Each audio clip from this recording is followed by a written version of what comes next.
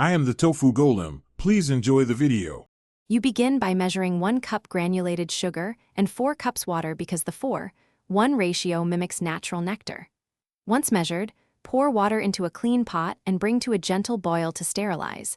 This dissolves microbes and helps sugar dissolve faster.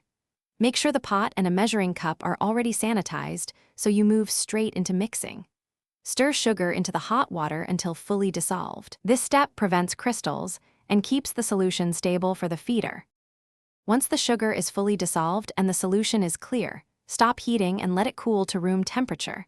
Hot nectar can warp plastic feeders and harm birds. While cooling, clean the feeder ports and use a funnel when ready to avoid spills. Make sure to leave a small air gap so pressure changes don't force liquid out. After filling, seal the feeder, wipe exterior, and hang it where you can view it.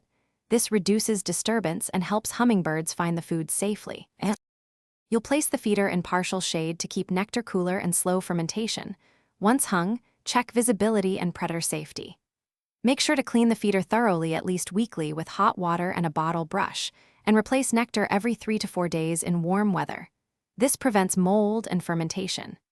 If you spot cloudiness or mold, stop feeding immediately.